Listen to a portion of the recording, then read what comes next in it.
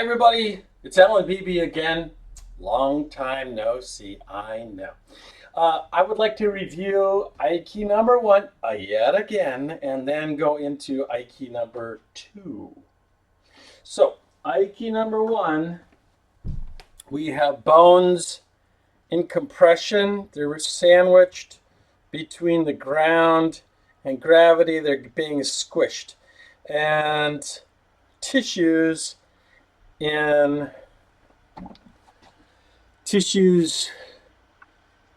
tension, they're being pulled.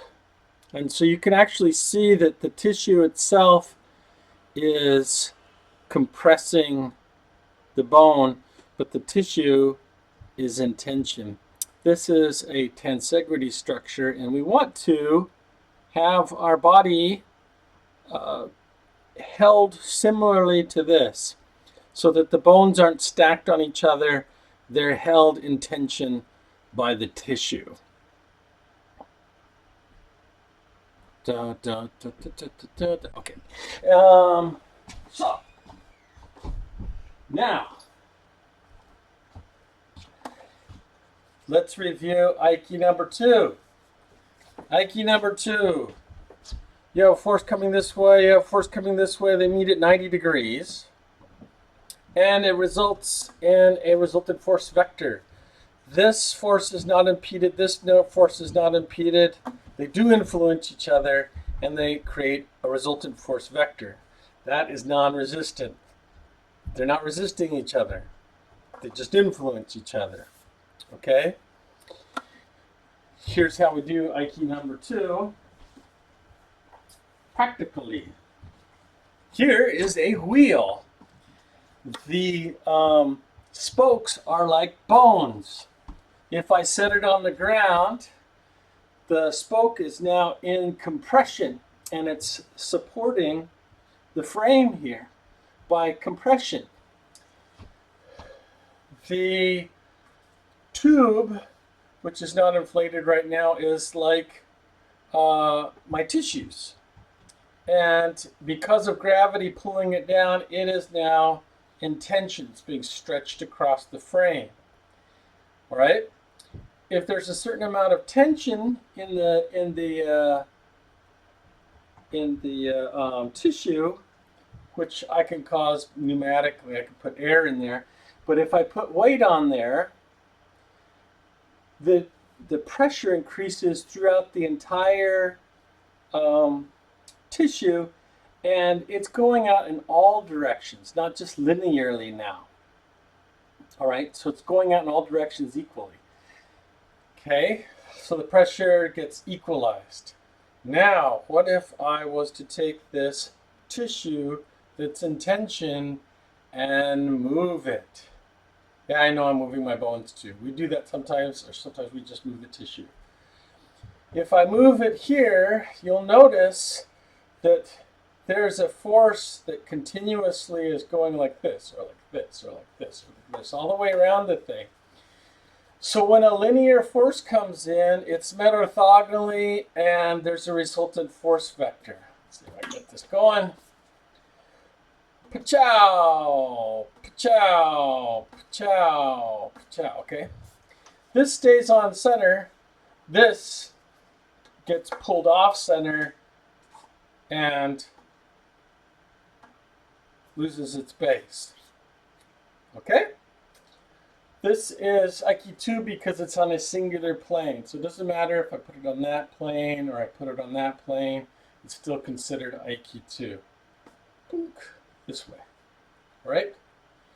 This is used a lot in Aiki arts. Perhaps you've seen it. I come to grab and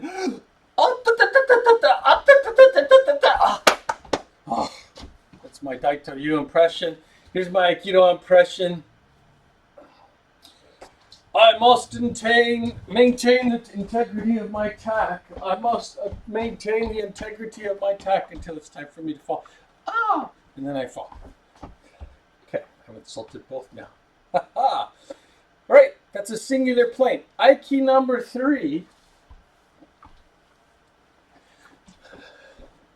Aiki number 3 I'm going to rotate around this axis, and I'm going to rotate around this axis. Let's see if I can do this simultaneously. And when I do that, no matter where a linear force comes in, it will be met orthogonally. And in other words, there will be no non-resistance. And this will retain its center. Okay, pretty cool. But how do we do that as a human being? Well, we can do this. I can rotate this way. So this is rotating. This is actually rotating too. Okay. And I can rotate this way. Okay. And if I go like this, that rotates as well. Okay, now I have a coaxial rotation. If you were to follow this, you'd notice it was actually a spiral. Okay, and what happens is it becomes non-resistant because no matter what force comes in, it's met orthogonally, thereby creating aiki 3. So aiki 1 is that fudoshin means immovable body, immovable mind. Not that it doesn't move, it's continuously moving, okay? But it has the aspects of immovability to it. So that's aiki 1. Aiki 2 is non-resistant on a singular plane. Aiki 3 is non-resistant on 2 planes, or in 3 dimensions, and consequently it's non-resistant altogether.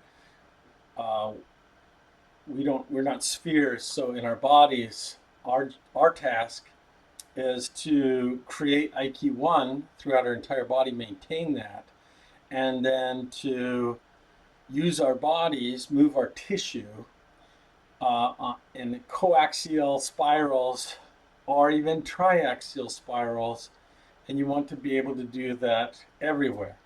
That's where the Tandoku Dosa are going to come in. I'm going to start introducing you to the solo body movement exercises that help you to develop aiki 1, aiki 2, and aiki 3. Really important that you understand what aiki 1, aiki 2, and aiki 3 are. Otherwise, you're just going to look at the exercises and go, oh, he's just moving his body in a particular way. Actually, I am moving my body in a particular way, but maybe not in the way that is normally thought of. Okay? So if you have any questions at all, please go ahead and put them on the site. If I'm within range of the internet, I will try to answer those as quickly as possible. Until next time, Alan Beebe. Ha!